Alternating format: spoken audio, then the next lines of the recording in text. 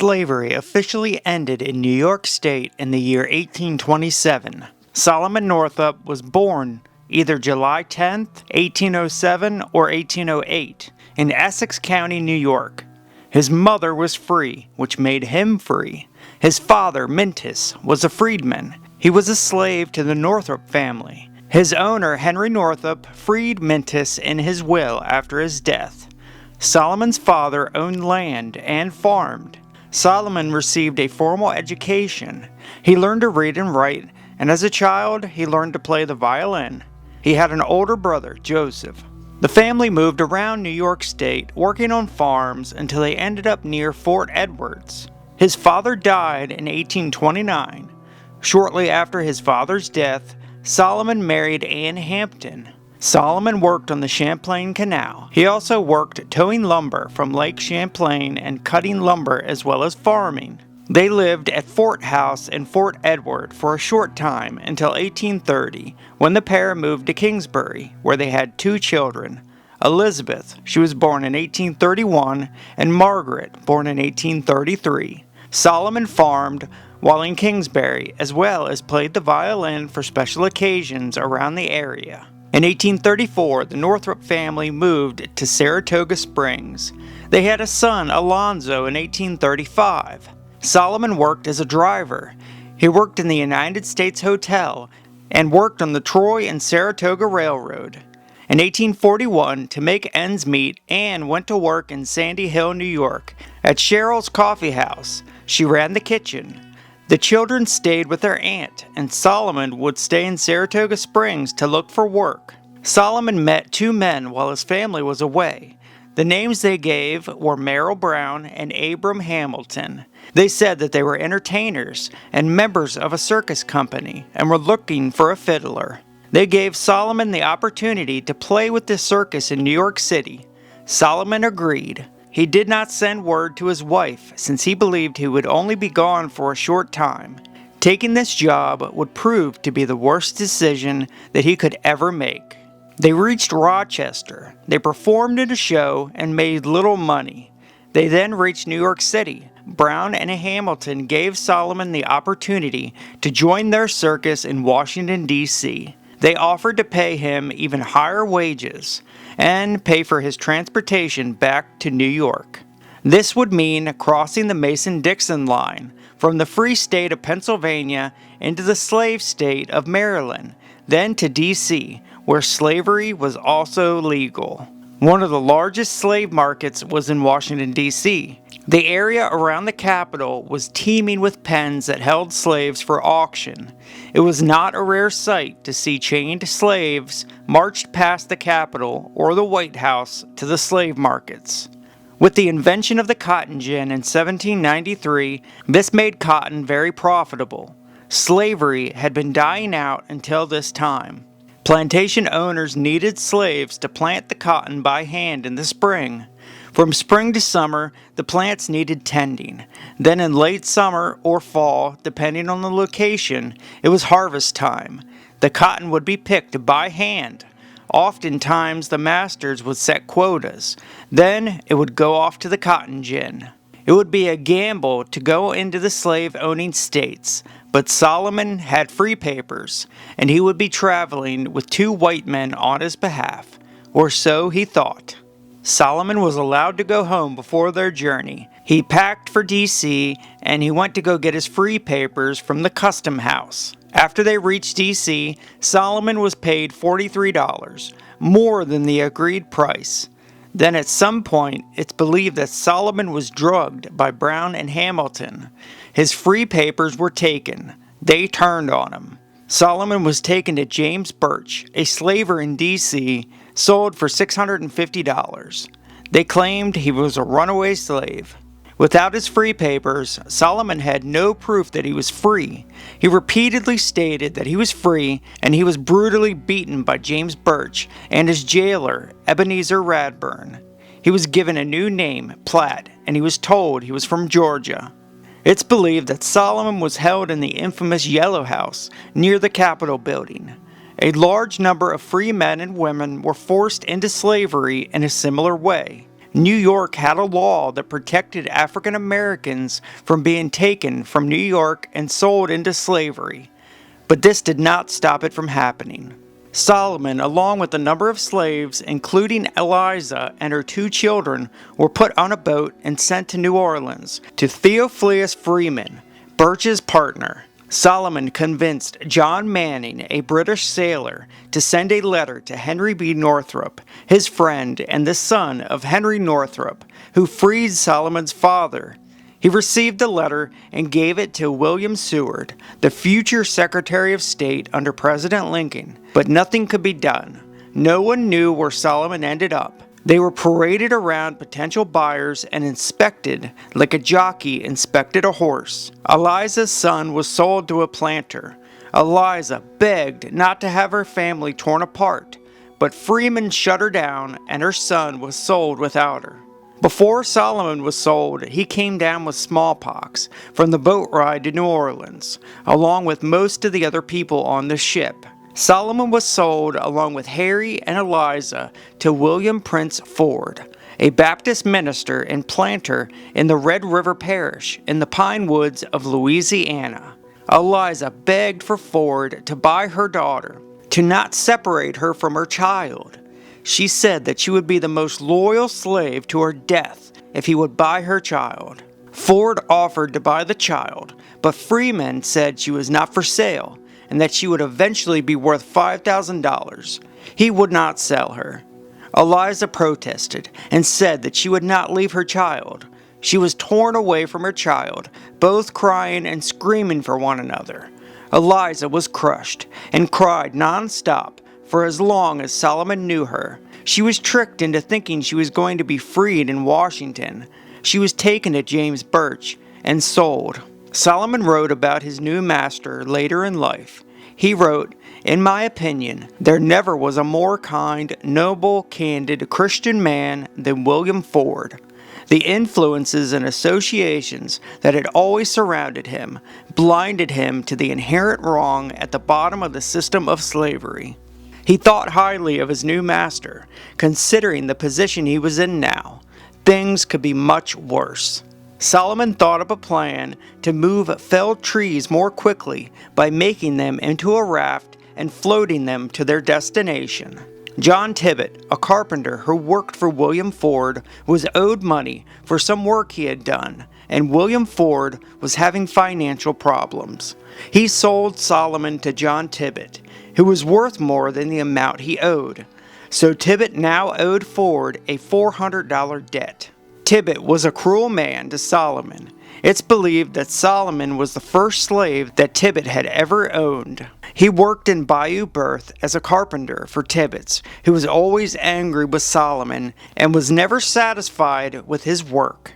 The pair was working on the weaving house at William Ford's property. Tibeats ordered Solomon to wake up the next morning and get a keg of nails from the overseer, a man named Chapin, and to put up the clapboards. Solomon did just this, and when Tibeats arrived, he was even more angry and unreasonable than he had ever been. He argued with Solomon, then walked over and kicked the nails, yelling, "God damn you, I thought you knowed something." Solomon replied, "I tried to do as you told me, master. I didn't mean anything wrong." Tibeats grabbed a whip and ran over to Solomon, who began to run, believing he had done nothing wrong, and he would not allow Tibeats to whip him. Tibeats ordered him to strip down. Solomon refused. He ran at Solomon, grabbed his throat, and tried to whip him. Solomon grabbed his leg, and Tibeats fell to the ground. Solomon put his foot on his neck and then grabbed the whip, hitting Tibeats repeatedly over and over while Tibeats yelled, screaming that he would not live another day. Solomon continued to beat his new master until he looked up and saw everybody staring at him in horror. Overseer Chapin raced over from the fields, hearing the screams of Tibeats. Solomon allowed Tibeats to get up. The two stared each other down until the overseer arrived, asking what was wrong. Chapin took Solomon's side on the fact that he gave him the nails. If they were in fact the wrong size, it was his fault. Tibeats said it was not over, and he walked off with Chapin. Solomon stood there. He contemplated what to do, to flee or to stay put. He decided to stay. Tibeats sped off on his horse.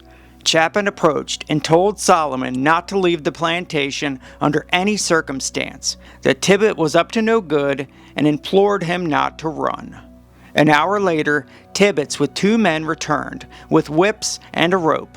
They tied Solomon up and then put a noose around his neck and strung him up on a tree. Chapin eventually approached with 2 pistols and ordered them to stop, or that they would be shot. He took Solomon's side and called Tibeats a scoundrel and told him that he was in the wrong, and that since William Ford was gone, he was the master of the plantation now, and that he would protect him. William Ford was owed money from Tibeats, and if they killed him, Master Ford would lose his debt. He told him he had no right to take Solomon's life. He ordered the 2 other men off if they valued their lives. Tibeats ran off as well. Master Ford was sent for, while Solomon was left strung up from the tree for hours. When Master Ford returned, he cut him down from the tree. Solomon was told by Chapin to sleep on the floor in the big house. Tibeats wanted to kill him. Tibeats eventually hired out Solomon to another carpenter, Peter Tanner, for around a month. He was then returned to Tibeats. Solomon was always looking over his shoulder, waiting for Tibeats to strike. Tibeats again had a bad day and got angry at Solomon. He came after him with a hatchet for messing up a piece of wood. He ran at Tibeats and caught his arm and fought over the hatchet, taking it and throwing it as far away from Tibeats as he could. Tibeats then picked up a large stick and came after Solomon again. Then he grabbed the stick and threw it away. Solomon and Tibeats fought over another weapon on the workbench. Solomon got fed up and grabbed Tibeats by the throat and held it until Tibeats finally relaxed, his eyes full of fear. But he let him go and then fled, hiding in the brush until Tibeats rode off on his horse. An hour later, Tibeats returned with 2 men and a pack of dogs. Solomon ran and headed towards the swamp. He jumped in, chased by the dogs, and ran from swamp to swamp, dodging cottonmouths and alligators until dark. He then got lost. He made it back to Master Ford's plantation and eventually told Ford what happened. Tibeats had a talk with Master Ford, who took Solomon's side again.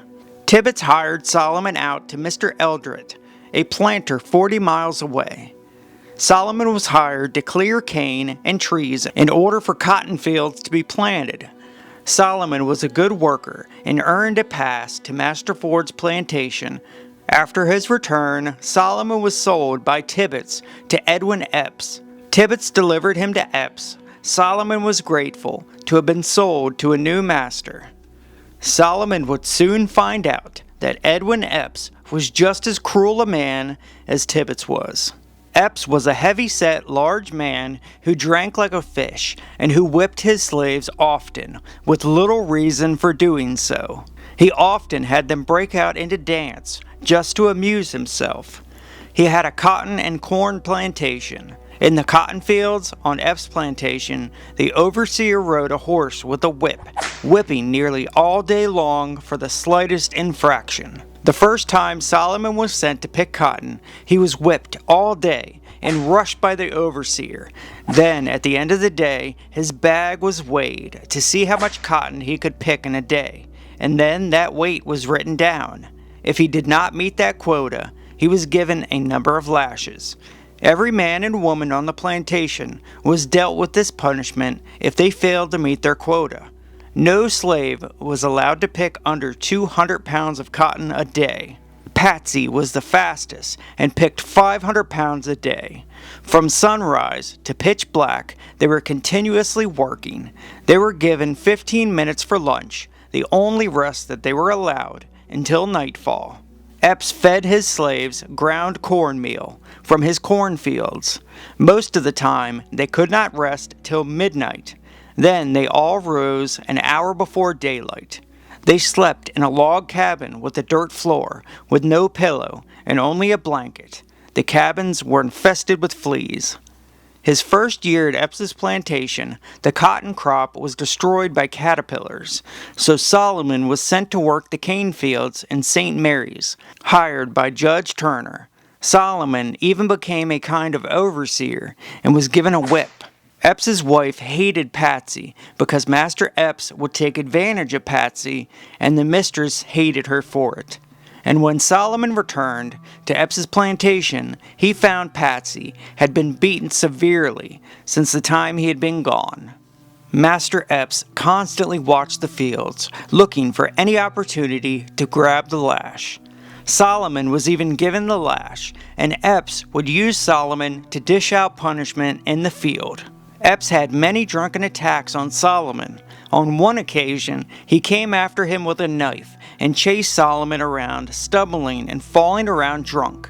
The mistress spotted the master chasing Solomon with a knife. Solomon ran to her for protection. Epps and his mistress also learned of Solomon's history. They believed that he was from Washington and that he could read and write. They had their suspicions about him since he acted like no other slave on the plantation that they had ever had. It took Solomon 9 years before he could finally get a piece of paper.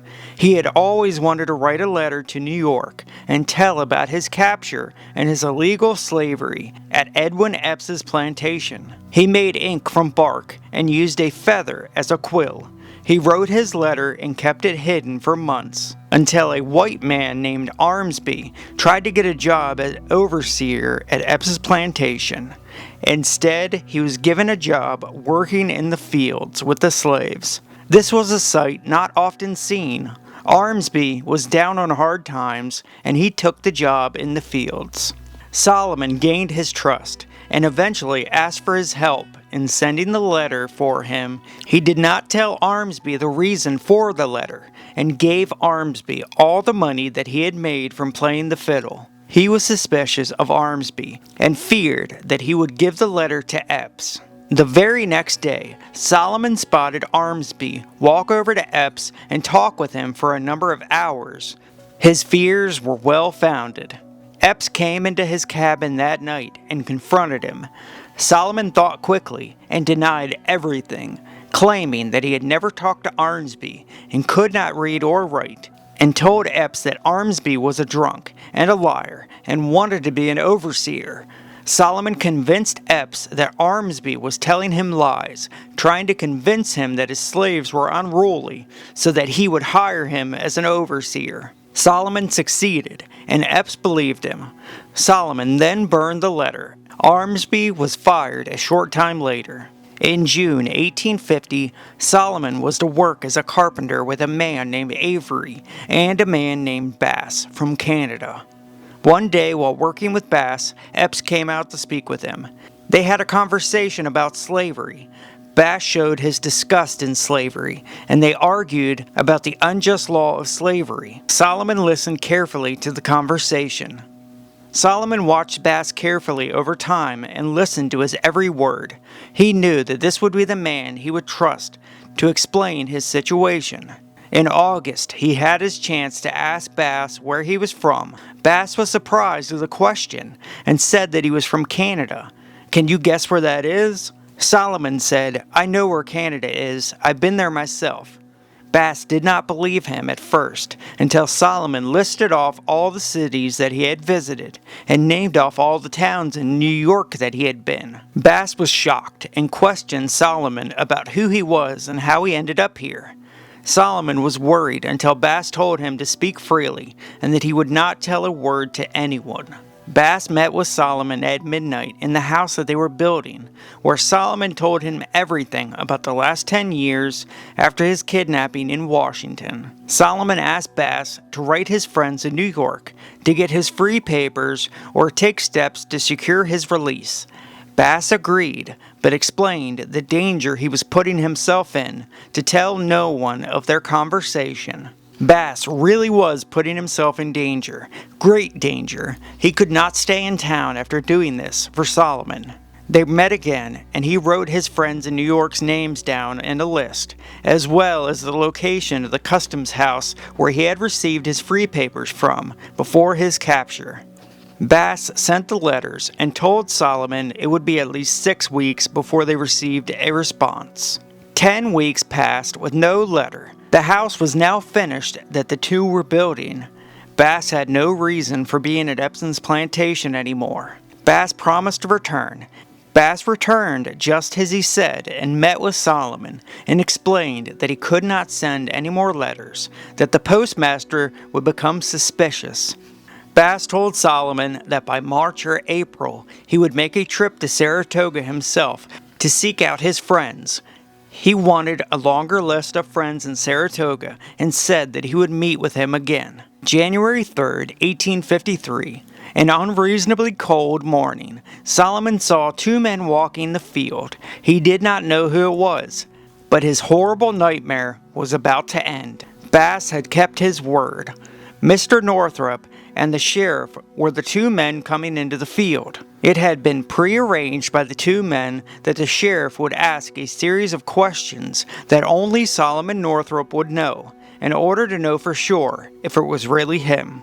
The sheriff asked for the slave known as Platt, and asked Solomon if he knew the man that he was pointing at. He shouted, "Henry B. Northup." The sheriff asked him if he had any other name than Platt. He quickly replied, "Solomon Northup." Solomon told the sheriff his 3 children's names, as well as his wife's maiden name, and the man who married them. Solomon was elated and ran to Mr. Northup. The sheriff and Mr. Northup took Solomon over to Edwin Epps. The sheriff met with Epps and explained their reason for being there. Epps argued with Solomon about why he never told him he was a freedman and demanded to know who wrote the letter to Mr. Northup, but Solomon would not comply with his now ex-master's demands. Epps was furious at the situation, and the sheriff told Epps to meet with him tomorrow in Marksville. Solomon was questioned by lawyers, and the sheriff gave his testimony. Epps was told that it would not be worth pressing the matter any further by his counsel. Epps signed the papers over, surrendering Solomon. After this meeting, Solomon and Mr. Henry Northup caught the first steamer out of town. It had been 12 years since his illegal capture in Washington, D.C. On January 17th, they filed a complaint against Birch in Washington, D.C. He was arrested and eventually paid bail. In court, Solomon's friends testified for him, but many lies were told about Solomon on the defense's side. He was eventually acquitted. Solomon made his way home to his family. Margaret was the first to meet with him and did not recognize her father, being 7 when he was kidnapped. She was overjoyed when she was told that this man was her father. She was married with a husband and a child at this point. Their family was reunited at last after 12 long years. Many tears were shed during the reunion. Solomon published his memoirs in 1853, 12 Years a Slave. I used them heavily in the research for making this video. Solomon lectured on behalf of the Abolitionist movement, but not much is known about his later life. Some think that he could have been possibly kidnapped again and enslaved, but this is almost certainly false. It is believed that he died in either 1863 or 1864. That is the incredible story of Solomon Northup. I hope you enjoyed it. If you haven't read 12 Years a Slave, you should. It is an incredible story. The 2013 film was incredible, but the details in his memoirs are well worth the read. Thank you for watching, folks. I hope you enjoyed this one, and we will see you on the next. Peace.